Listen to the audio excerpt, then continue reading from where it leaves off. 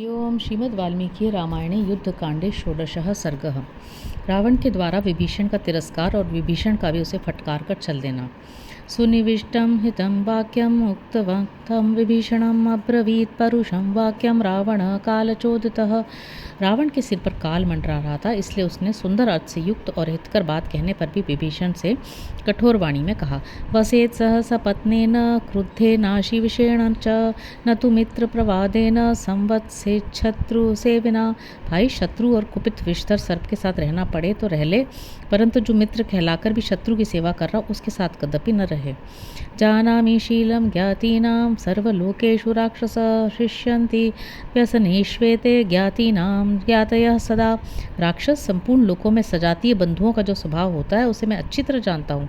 जाति वाले सर्वदा अपने अन्य सजातियों की आपत्तियों में ही हर्ष मानते हैं। प्रधानम साधकम वैद्यम धर्मशीलम च राक्षस ज्ञातयोप्य व मन्यन्ते शूरम परिभवन्ति च।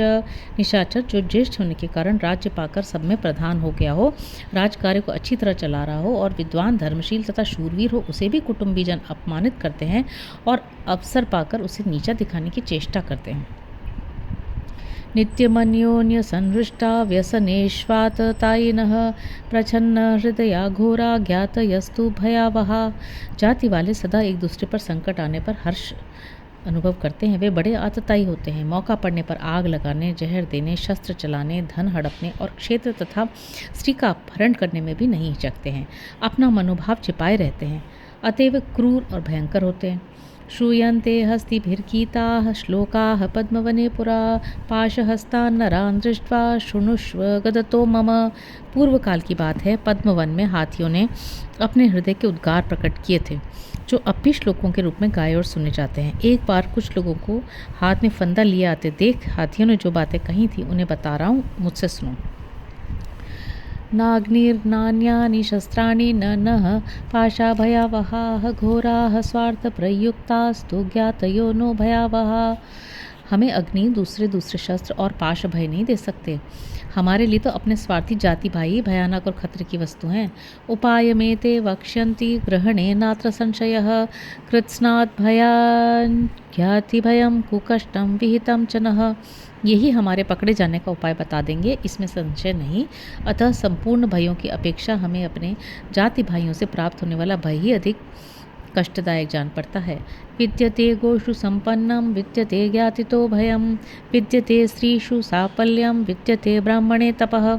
जैसे गौओं में हव्य कव्य की संपत्ति दूध होता है, स्त्रियों में चपलता होती है और ब्राह्मण में तपस्या रहा करती है, उसी प्रकार जाति भाइयों से भय अवश्य प्राप्त होता है।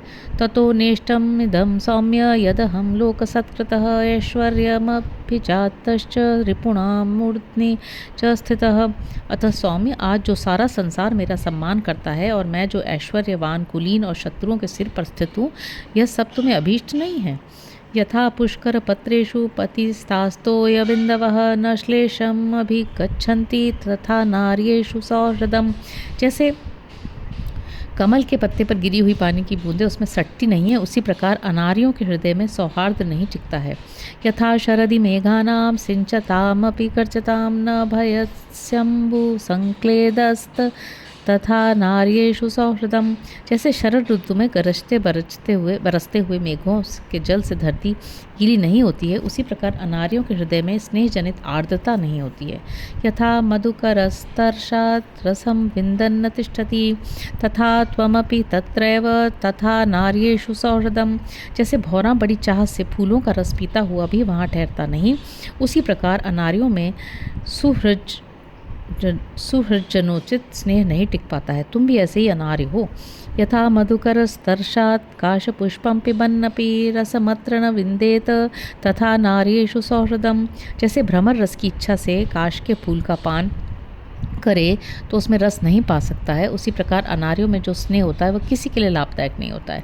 यथा पूर्वं गजः स्नात्वा गृह्य हस्तेन वै रजः दूषयत्यात्मनो देहम तथा नार्येषु सौहृदम। जैसे हाथी पहले स्नान करके फिर सूंड से धूल उछालकर अपने शरीर को गंदला कर लेता है, उसी प्रकार दुर्जनों की मैत्री दूषित होती है। योऽन्यस्त्वेवं विधं ब्रूयात् वाक्यमेतत् निशाचर अस्मिन् मुहूर्ते न भवेत् त्वां तु धिक्कुलपासन।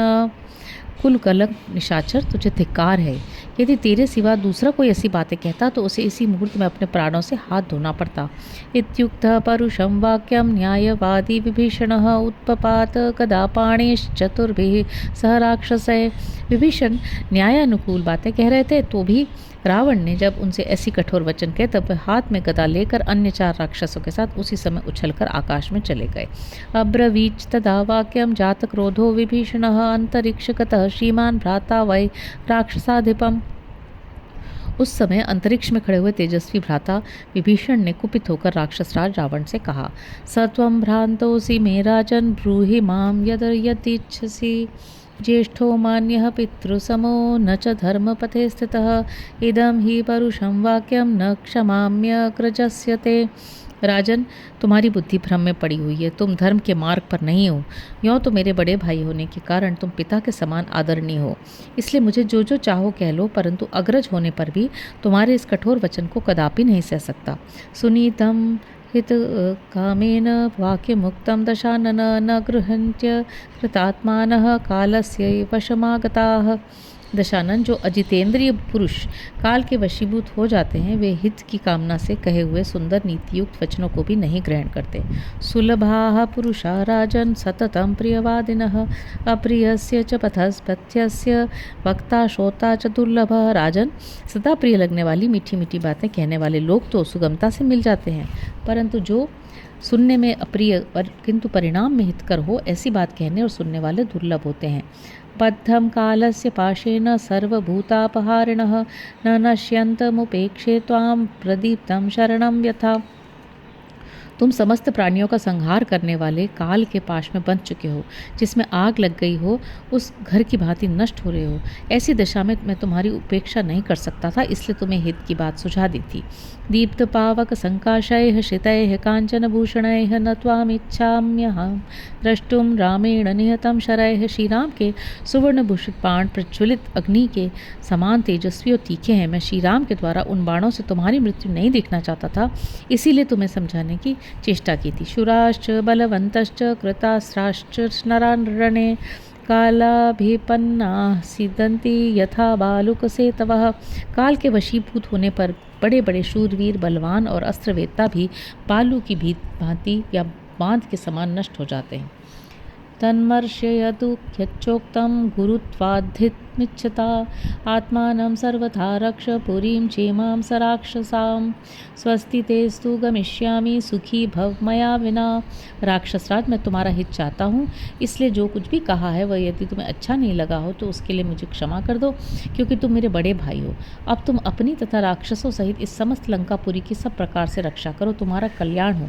अब मैं यहाँ से चला जाऊँगा, तुम मेरे बिना सुखी हो जाओ। निवार्यमाणस्य मया हितैषिणा न रोचते ते वचनं निशाचर वरान्तकाले हि गतायुषो नराहितं न गृह्यन्ति सुहृद्भिरीरितं। निशाचर राज, मैं तुम्हारा हितैषी हूँ, इसलिए मैंने तुम्हें बार बार अनुचित मार्ग पर चलने से रोका है, किंतु तुम्हें मेरी बात अच्छी नहीं लगती है। वास्तव में जिन लोगों की आयु समाप्त हो जाती है वे जीवन के अंतकाल में अपने सुहृदों की कही हुई हितकर बात भी नहीं मानते हैं। इतिहासे श्रीमद् रामायणे वाल्मीकि आदि काव्य युद्ध कांडे 16 सर्ग। इस प्रकार श्री वाल्मीकि निर्मित आर्ष रामायण आदि काव्य के युद्ध कांड में 16वां सर्ग पूरा हुआ। हरि ओम।